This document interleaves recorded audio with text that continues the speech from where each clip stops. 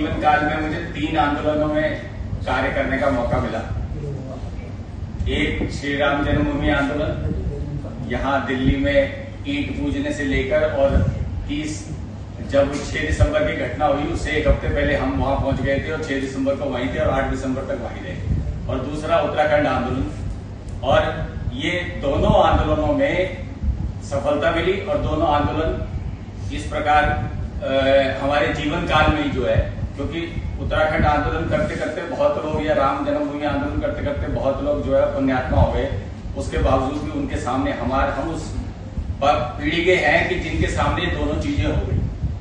लेकिन आंदोलन के बाद इनकी जरूरत नहीं बनी, सरकारों को नहीं बने, राज्यों को जरूरत पड़ी भी नहीं। और मेरा अनुभव तो यह है कि एक बड़ी चीज रही कि उत्तराखंड की जो सरकारें रही या उत्तराखंड के जो लोग रहे, खासकर राजनीतिक कार्यकर्ता, उनको हम दिल्ली वाले हो गए, उनके लिए हम पैराशूट हो गए।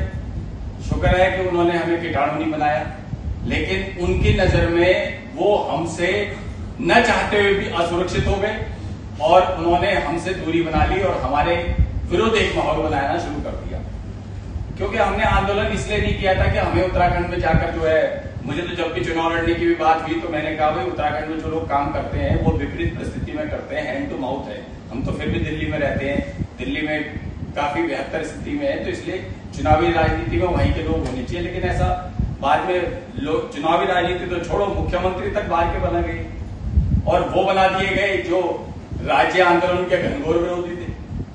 तो स्थिति हाथ से निकलती चली गई और हाथ से निकलती चली गई तो वो छटपटाहट जो है काफी समय से है। लेकिन चूंकि अब 25 साल रजत जयंती मना रही है और उत्तराखंड के सरकारें, शासन अपनी पीठ थपथपा रहे हैं कि हमने बड़े तीर मार दिए, और जिन उपलब्धियों का वो जिक्र करते हैं, जब उन उपलब्धियों की समीक्षा की जाती है तो दिखता है कि पहाड़ तो चला गया है, पहाड़ तो बिल्कुल ऐसी स्थिति में है कि जो शायद उत्तर प्रदेश के साथ रहते हुए भी नहीं।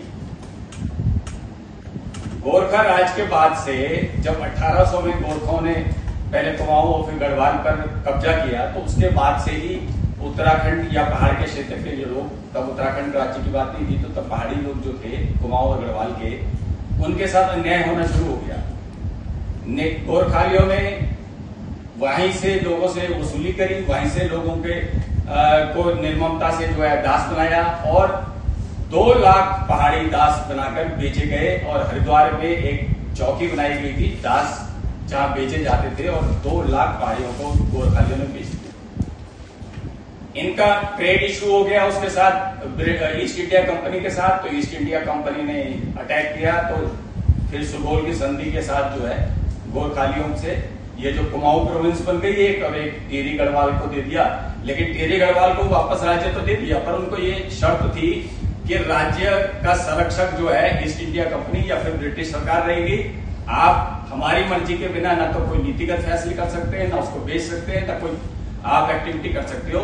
ये हम आपको जो है एक तरह से अपना प्रतिनिधि के रूप में रख रहे हैं। और इस नाते वो टिहरी गढ़वाल की सरकार प्रिंसली स्टेट रही, वो ब्रिटिश शासन में सीधे तौर पर नहीं थी। लेकिन जो कुमाऊं प्रोविंस था वो सीधे तौर पर ब्रिटिश शासन में रहा।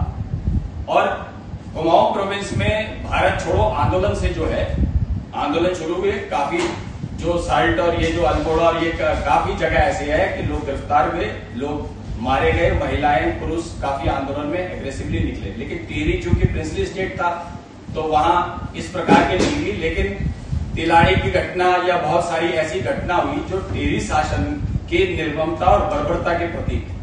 राज्य के खिलाफ लड़ रहे थे तो इधर ब्रिटिश सरकार के खिलाफ लड़ रहे थे, तो संघर्ष और छटपटाहट थी।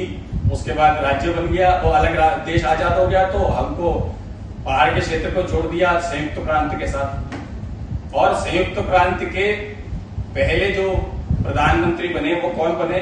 गोविंद बल्लभ पंत। 1939 में नेहरू जी श्रीनगर आए और नेहरू जी ने कहा कि पहाड़ के लोगों का अधिकार होना चाहिए, उनको अपने अधिकार के लिए, उनका अधिकार सही है, उनको अधिकार मिलना चाहिए। मुख्य प्रधानमंत्री कौन थे? गोविंद बल्लभ पंत। उसके बाद अलग राज्य देश आजाद हो गया और गोविंद बल्लभ जब ये राज्य आयोग बना तो राज्य आयोग ने हमारी जो अलग राज्य की या मैदान और पहाड़ की जो विभिन्नता विषमता की बात को मानने से इनकार कर दिया और उन्होंने उत्तर प्रदेश को बांटने से बिल्कुल नकार दिया और उसको माना ही नहीं। हालांकि 3 में से 1 सदस्य पाणिकर ने इस पर ऑब्जेक्शन दर्ज कराया, लेकिन दुर्भाग्य की बात यह है कि जो नेहरू जी 39 में पहाड़ के लोगों को स्वाधिकार की बात करते थे, उस केंद्र की कांग्रेस सरकार ने, नेहरू जी बाद में गोविंद बल्लभ पंत गृह मंत्री बन गए थे, इन दोनों ने अलग राज्य उत्तर प्रदेश से उत्तराखंड बन जाए इसके लिए कोई सहयोग नहीं किया, बल्कि उस पर अवरोध किया और अलग राज्य की हमारी मांग या कल्पना जो है वो बहुत हो गई। जबकि उस समय पीसी जोशी ने ये उठाया और कम्युनिस्ट पार्टी पहली दल थी जो उन्होंने एक प्रस्ताव के रूप में इसको जो है नेहरू जी को भेजा कि भाई अलग राज्य बनने की क्या आवश्यकता है और क्यों बनना चाहिए। चंद्र सिंह गढ़वाली जी ने भी चिट्ठी लिखी नेहरू जी को और अलग राज्य और वहां की विषमता के बारे में बड़े जोर शोर से लिखा, लेकिन इसका वही नेहरू जी या वही सरकार जो कल को उत्तराखंड के प्रति पॉजिटिव थी, वो बाद में कन्नी काटने लगी। हिमाचल के पक्ष में गृह मंत्री गोविंद बल्लभ पंत जी ने कहा कि हिमाचल को तो अलग राज्य बनना ही चाहिए, लेकिन उत्तराखंड के बारे में मौन हो गए। शायद मुझे लगता है कि चाहे वो पंत जी रहे हो, चाहे उसके बाद बोगड़ा जी रहे हो, चाहे खंडूर को अपने तिवारी जी रहे हो, और जितने भी उत्तराखंड मूल के जो मुख्यमंत्री बने, उनको शायद ये लगता था कि जब हमारे पास इतना बड़ा उत्तर प्रदेश सरकार का तमगा हासिल है तो अपने हम जो है छोटे स्तर पर या उस पर क्यों चले जाए। और तिवारी जी ने तो खुलकर विरोध किया। जिस समय मुलायम सिंह यादव की सरकार ने जुल्म किए तो तिवारी जी भी कोई राज्य के पक्ष में नहीं बोल रहे थे, बल्कि उसके विरुद्ध बोल रहे थे। एकमात्र ऐसे आदमी है चंद्रभान गुप्ता, जो रानीखेत से विधायक थे, वो मुख्यमंत्री भी बने। जब वो मुख्यमंत्री रहे तब तो उनकी अंतरात्मा नहीं जागी, लेकिन जब वो मुख्यमंत्री से हट गए तो उन्होंने इंदिरा जी और सब जगह जाके पर्वतीय सम्मेलन भी करे, और उस समय एक पर्वतीय काउंसिल के रूप में मिसेस गांधी के प्रयास से उत्तराखंड को मिली कि जिसमें उनकी अलग से स्थिति हो। राज्य के आंदोलन में मुख्यतः जो है, आप अगर उसको देखें तो 78 के दौर में तो ऋषि वल्लभ सुंदरयाल हो गए, उसके बाद आपका ये पुष्पाण जी हो गए। पुष्पाण जी जनता पार्टी के विधायक थे, सुमलता बदोला, ये सब जनता पार्टी में थे और जनता पार्टी की केंद्र में सरकार थी, और ये वहां से पैदल चल के वोट क्लब पर आए और इनको गिरफ्तार करके कई दिन तक जेल में रखा गया। अपनी पार्टी की सरकार ने अपने ही विधायकों को और अपने ही समर्थकों को जो है बंद कर दिया। उसके बाद त्रिपन सिंह नेगी जी 1 महीने बाद उन्होंने मतलब ये 78 के बाद से जो दिल्ली है उस पर उत्तराखंड राज्य की मांग को लेकर एक दबाव बनना शुरू हो गया, और 79 में तो ये उत्तराखंड क्रांति दल बन गई। 87 में, नवंबर 87 में जब दिल्ली में उत्तराखंड क्रांति दल ने तय किया कि वोट क्लब पे रैली होगी, अब मैं उस समय भारतीय जनता पार्टी का मोर्चे का प्रदेश का अध्यक्ष था, तो हमने कहा कि भाई ऐसे ऐसे राज्य का आंदोलन है, हम जाएंगे। अडवाणी जी से मिले, अटल जी से मिले, डॉक्टर जोशी से मिले, और सबने ये कह दिया ये तो हम तो खंड के खिलाफ, उत्तर प्रदेश के डिवीजन के खिलाफ हैं, और ये तो कांग्रेस के हैं, इनके तो कट्टर विरोधी हैं। खैर, हमने भी आदत से मजबूर होकर जो है हमने कहा भाई हम तो जाएंगे, और क्योंकि ये राज्य का आंदोलन है, राज्य के मुद्दे को है, इसलिए इसमें दलगत राजनीति हमें। इवनिंग कॉलेजेस में उस समय बहुत सारे बच्चे जो दिन में सर्विस करते थे और शाम को पढ़ते थे, दयाल सिंह से हो गया, ये मोतीलाल वगैरह, सारे साउथ दिल्ली के कॉलेज इवनिंग के ऐसे थे जिसमें उत्तराखंड के लोग बड़ी संख्या में थे, और मैं अध्यक्ष था। तो इसका फायदा ये हुआ कि काफी लोग सक्रिय रूप से रहे। जो बाहर से लोग आए उनके लिए हमने भोजन पानी जो भी हमारी क्षमता थी वो व्यवस्था करी, और उस रैली का एक फायदा मैं जो आज मानता हूं राज्य आंदोलन के गठन में, वो रैली जो है मील का पत्थर साबित हुई। इससे हुई कि एक तो भारतीय जनता पार्टी पे दबाव बना कि हमारे न चाहते हुए भी भारतीय जनता पार्टी के कार्यकर्ता और भारतीय जनता पार्टी के लोग उस रैली में गए। दूसरा ये दबाव बना भारतीय जनता पार्टी पे कि भाई अगर हम इस रैली से, इस मूवमेंट से अलग रहेंगे तो ये हमारा नुकसान होगा, क्योंकि उत्तराखंड के अलावा उत्तर प्रदेश में भी बहुत सारे पॉकेट्स ऐसे हैं जहां पर उत्तराखंड के लोगों की बहुत बड़ी संख्या है। तो इसके बाद जो है 89 में ये हुआ कि भाई चलो इसको वो करें, राज्य का आंदोलन की हम पक्ष में करें, लेकिन उसमें भारतीय जनता पार्टी ने क्या हल्कापन किया वो ये किया कि उत्तराखंड के मूवमेंट को तो मान लिया, लेकिन उसका नाम बदल के उसको उत्तरांचल कर दिया कि हम उत्तराखंड नहीं मानते, जबकि उत्तराखंड एक स्वाभाविक नाम था, एक पुराना चला परंपरागत नाम था। लेकिन मसला चूंकि हम लोग आंदोलन में थे तो हमको तो ये था कि राज्य मिलना चाहिए और नाम से क्या फर्क पड़ता है, ये बड़ी थी। हालांकि बहुत सारे लोग इसके खिलाफ भी थे, तो खैर उत्तरांचल के हो गया। और उसके बाद जो है जो अपना 98 की सरकार थी अटल जी की, उसमें इसका प्रस्ताव आया। प्रस्ताव आने के बाद इसको भेज दिया गया उत्तर प्रदेश सरकार के पास उस प्रस्ताव को पारित करने के लिए। और उसके लिए वो जो भेजना था और उत्तर प्रदेश के सरकार में जो प्रस्ताव आया वो हमारे लिए सबसे बड़ा आघात रहा, वो हमारे लिए सबसे बड़े बुरे दिन के बुरे सपने के रूप में रहा।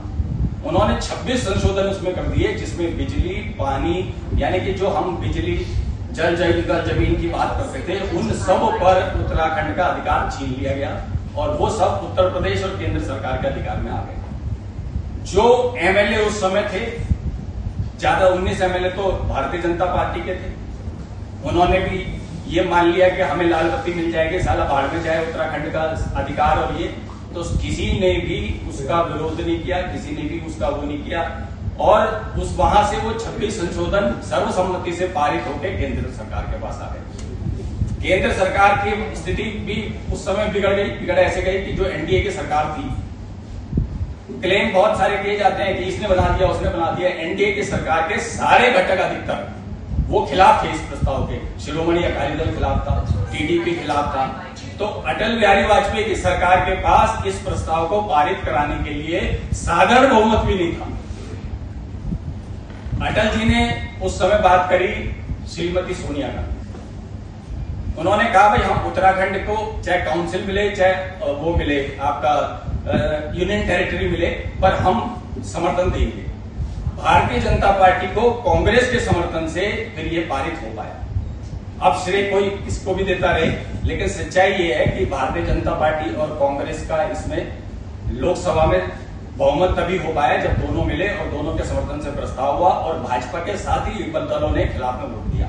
केवल मायावती जी ऐसी थी जो हालांकि इन दोनों गठबंधनों में नहीं थी, जिन्होंने समर्थन किया। वो अलग बात है कि वो हो सकता है मुलायम सिंह से उनकी 36 का आंकड़ा था इसलिए किया हो, लेकिन मायावती की दल ने उसमें इस सरकार का समर्थन किया।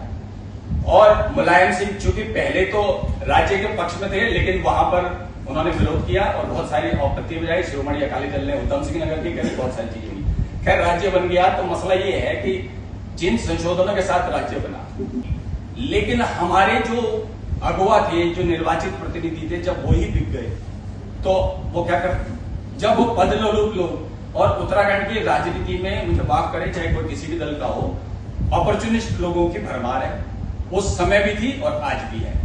नहीं तो नित्यानंद स्वामी को मुख्यमंत्री स्वीकार नहीं करता है भारतीय जनता पार्टी की केंद्रीय नेतृत्व, लेकिन कर लिया और उत्तराखंड के लोगों ने भी झंडे उठा दिए। अशोका रोड पे मीटिंग हुई, अशोका रोड पे I was the only one जिसने कहा कि नित्यानंद स्वामी को बनाओगे तो बेड़ा गर्क हो जाएगा। उसको क्यों बनाना, जो आंदोलनकारी है उनमें से बनाओ। आंदोलन के लोग, देवेंद्र शास्त्री हमारे आंदोलनकारी साथ थे, पहले शोभन सिंह जीना जी थे, जीना जी की डेथ के बाद देवेंद्र शास्त्री वो उत्तरांचल प्रदेश संघर्ष समिति के अध्यक्ष बने, मैं महामंत्री रहा उस संघर्ष समिति में।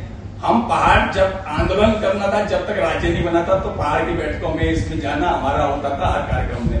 और जब बन गया तो 25 साल में किसी मुख्यमंत्री ने अपने शपथ समारोह या यहाँ दिल्ली आए तो चाय पे थैंक्स के लिए भी एक बार को नहीं बुलाया, जैसे उनको लगता था कि हमारे साथ बैठने से पता नहीं हम क्या वहां अपेक्षा कर लेंगे।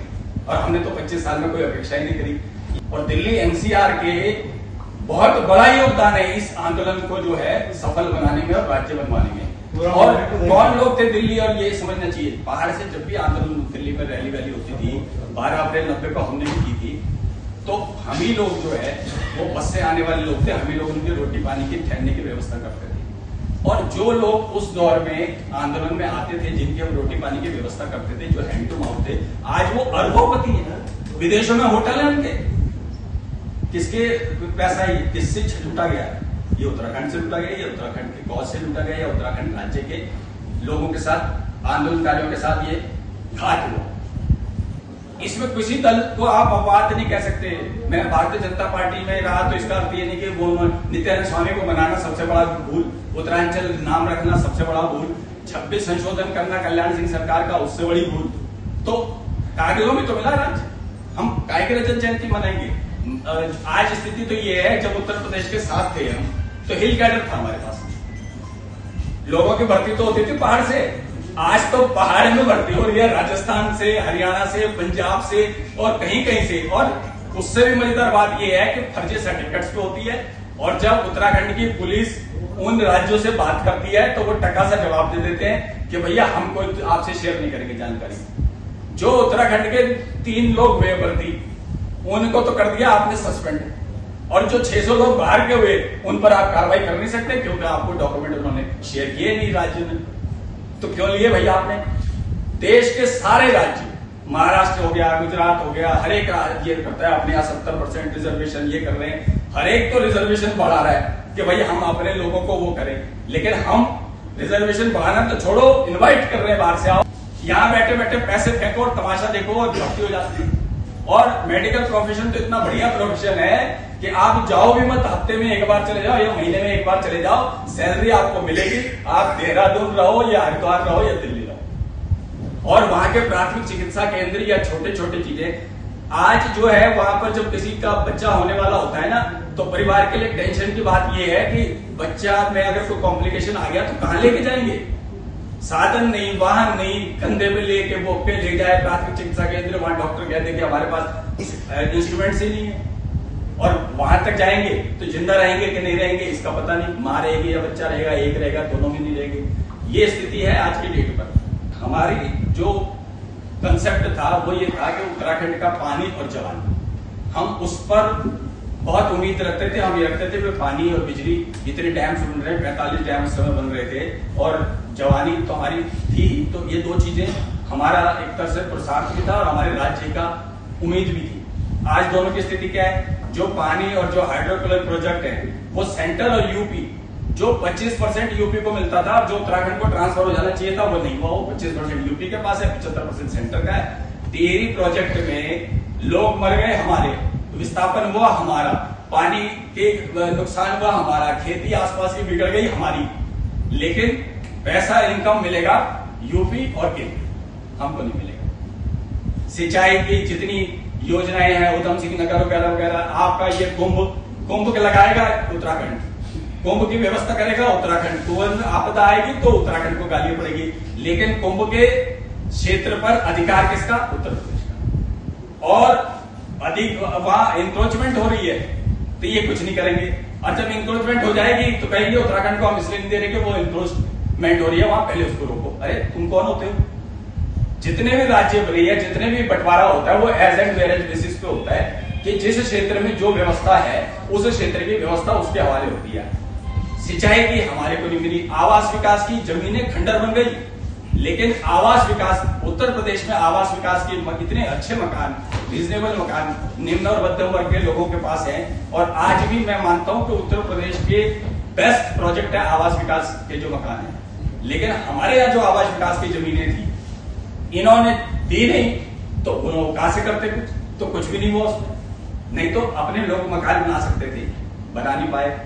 भू कानून बनाया नहीं। जितने भी हिल स्टेट्स हैं एक्सेप्ट उत्तराखंड, जो जम्मू कश्मीर में तो 370 था, हिमाचल ने बनते ही 1 साल के अंदर ऐसा लागू कर दिया। और हिमाचल से लेकर नॉर्थ ईस्ट के जो भू कानून है उनमें एक बढ़िया चीज उन्होंने ये करी है अपने लोगों के हितों के लिए कि अगर आपने इंडस्ट्री भी लगानी है तो हमारे यहाँ के आदमी को पार्टनर बनाना पड़ेगा। तो उसका अर्थ ये है कि वहां के आदमी का रिसोर्स बढ़ेगा, वहां के आदमी का इकोनॉमिक स्थिति सुधरेगी। अरे हमारे यहाँ है कि भैया इंडस्ट्री लगाओ, कुछ लगाओ, हम तुम्हें रिलीफ भी देंगे। अब एक सबसे बड़ी बात है कि उत्तराखंड के पर्वतीय क्षेत्र में अगर कोई इंडस्ट्री लगाता है तो हम उसको रिबेट दे, बात समझ आती है। लेकिन हरिद्वार और इसको क्यों दे मैदान को, जहां पहली इंडस्ट्रीज है, और रिबेट का फायदा उनको मिल रहा है, इंडस्ट्री लग रही है तो उनको लग रही है, वो बिजनेस वो करते हैं, मीट करते हैं, और जितने वो पैसे घोषणा करते हैं वो तो आते नहीं, लेकिन जो आते भी हैं वो आते हैं केवल मैदानी क्षेत्र में, मैदानी क्षेत्र पहाड़ के लिए वो भी कुछ नहीं। तो स्थिति ये है। और सबसे बड़ी खतरनाक स्थिति क्या है अब हो गई है, अभी सेंसस शुरू हुआ है, सेंसस के आधार पर आगे आपकी डिलिमिटेशन होगी, आधार पर सीटें बनेगी। आज जब उत्तराखंड के जगह जगह गांव जो है या तो भूतिया हो गए या आपकी जो सो कॉल्ड अनियंत्रित जो परियोजनाएं हैं उसके चलते आपने गांव के गांव पर उखाड़ दिए, नहर के पास जो उपजाऊ जमीनें थी वो आपने जो है अधिग्रहण कर ली, उस पर आप खुदाई कर रहे हो, उस पर आप ब्लास्ट कर रहे हो। तो अगर सेंसस होगा और इसी आधार पर होगा तो आप ये मान के चलिए कि सेंसस के बाद 2029 में अगर चुनाव से पहले डिलिमिटेशन होगा तो वो क्या होगा। ये अपना जो पर्वतीय क्षेत्र है उसमें रह जाएंगी 24-25 सीटें और बाकी सारी हो जाएंगी मैदानी क्षेत्र में। और अगर कहीं उसमें सोने पे सुहागा वो 33% महिलाओं वाला भी ऐड कर दो आप, तो वहां हो जाएंगी 60 से ऊपर सीटें और यहां रह जाएंगी आपकी 93 में से 33 सीटें, 33-32 जो भी आएंगी। आज जब हमें चिंता करनी चाहिए कि सेंसस के दौरान हमारा जो स्ट्रेंथ है, क्योंकि ऑनलाइन सेंसस है, ऑनलाइन सेंसस में जितने ज्यादा से ज्यादा लोग वो कहीं भी रह रहे हो पहाड़ के अपने घर पर अगर सेंसस में शामिल होकर सेंसस कराएं, इसके लिए प्रयास किया जाए सरकार के द्वारा, सरकार और सभी दलों के द्वारा, इंडिविजुअल प्रयास से कुछ नहीं होने वाला। तो तब जाके जब डिलिमिटेशन होगा तो आपकी वहां पॉपुलेशन दिखेगी, और अगर नहीं हुआ तो ये सेंसस की रिपोर्ट, ये डिलिमिटेशन की रिपोर्ट पर्वतीय क्षेत्र के लिए एक नया आंदोलन करने के लिए मजबूर कर देगी और पर्वतीय क्षेत्र की स्थिति हास्यास्पद हो जाएगी और बिल्कुल अप्रासंगिक हो जाएगी। ये सबसे बड़ा खतरा है। फेरे में या शादी ब्याह में पीने वाला आदमी आए तो उसको तो वेलकम करते हैं, उसके लिए वो खाने पीने की भी व्यवस्था करते हैं, उसके लिए पीने का भी करते हैं, और जो हमारे और इनके जैसा है जो नहीं पीता तो उसको तो मिले, नमस्ते करे और लिफाफा लिया, चलते बन भैया तू रुक नहीं रुक तो मतलब। तो ये स्थिति है और आज भी और वर्षों से, चाहे पहले रहा हो चाहे आज, लड़ाई कौन लड़ रही है? महिलाएं। 70-80 साल की महिलाएं भी लाठी टेक के नशा हटाओ रोजगार दो की लड़ाई लड़ते हैं, लेकिन पुरुष आज भी वहां निकम्मे हैं, नकारे हैं, या ये कह लो कि सूरज अस्त और पहाड़ी मस्त वाली कैटेगरी में है।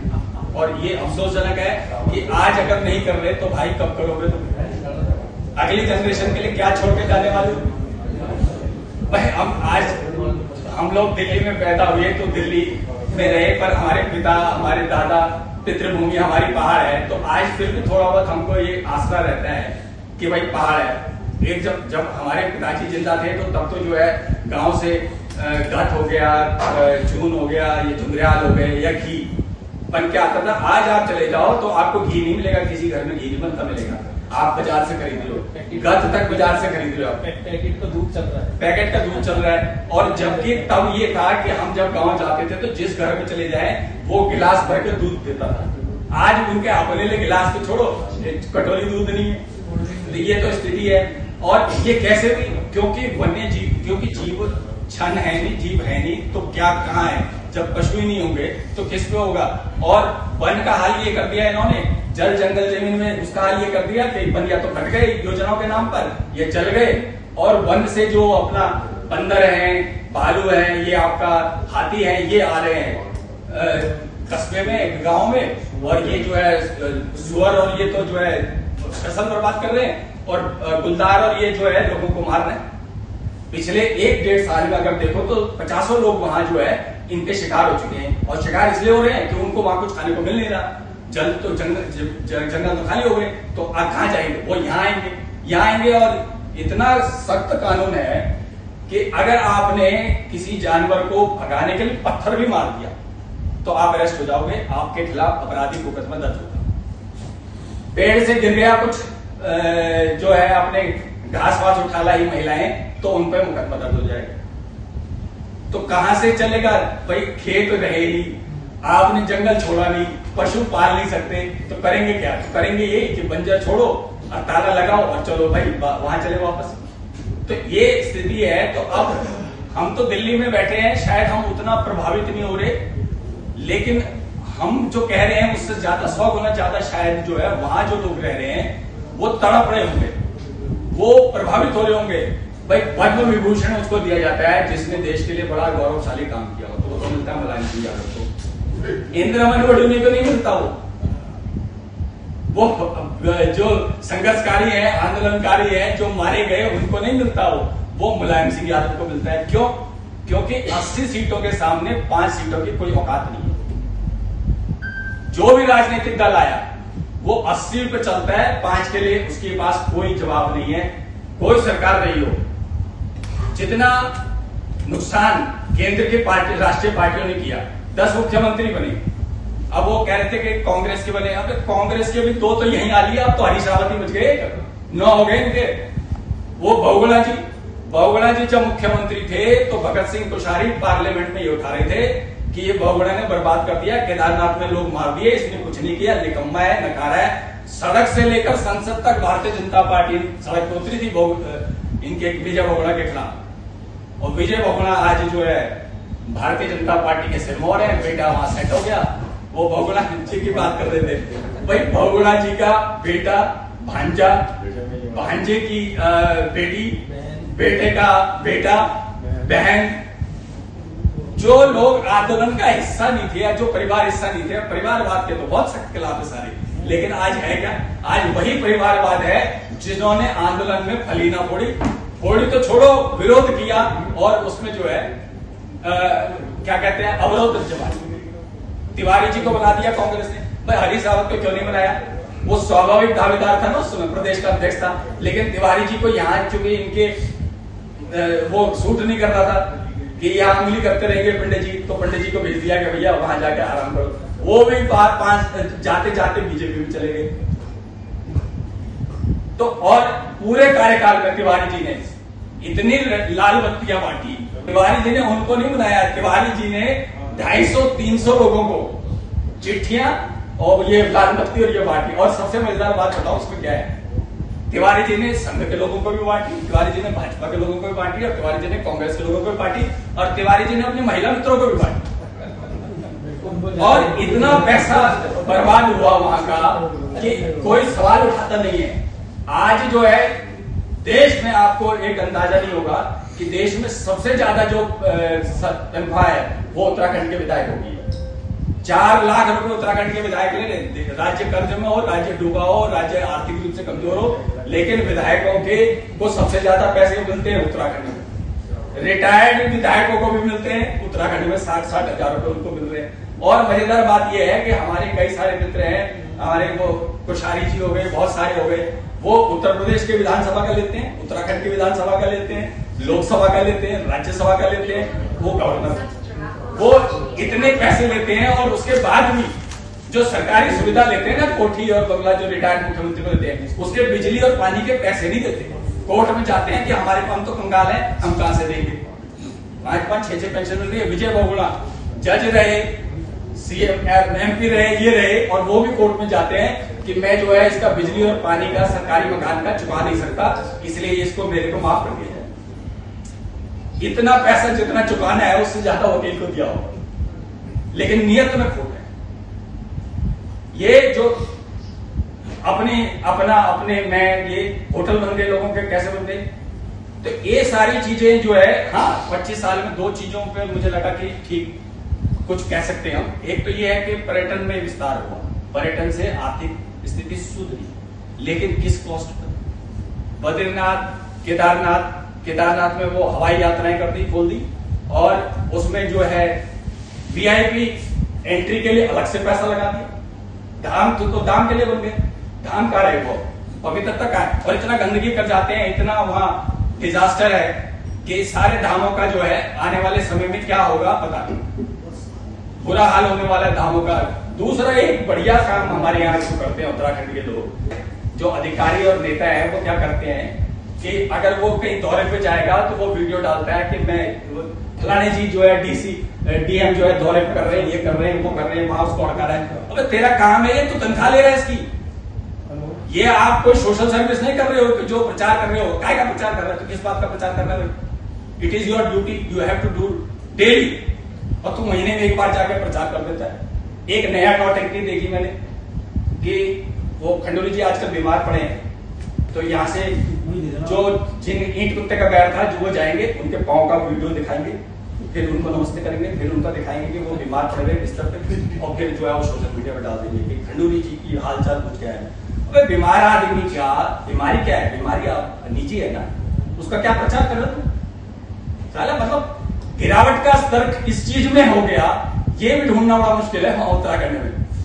अब ये तो देखिए क्या है कि हम तो यहाँ छटपटाहट है तो है, वो 30-35 साल जिस आदमी लगाया। अब जो आंदोलन में लोग बैठे, ये जंतर मंतर पे 5 साल किया, हमने तो किया, राजनीतिक दल के नाते पार्टी का कार्यक्रम था, तो एक दिन प्रदर्शन कर लिया, फिर महीने में कुछ दोस्ती कर ली। लेकिन ये लोग लगातार बैठे, किसके कॉस्ट पे बैठे? अपने परिवार की कॉस्ट पे बैठे। भाई वो समय उनका परिवार के लिए था, वो समय उनका धन कुछ कमाई देने के लिए था परिवार के लिए, परिवार और बच्चों को तो छोड़ दिया।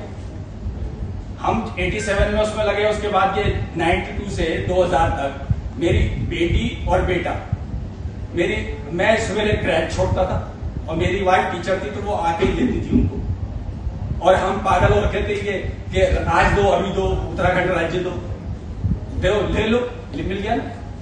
तो हासिल क्या हुआ? हासिल स्थिति ये है कि आज हम उत्तर प्रदेश के साथ थे, उससे बदतर हो गए। तो फिर क्या मिला हमें? हासिल क्या किया हमने?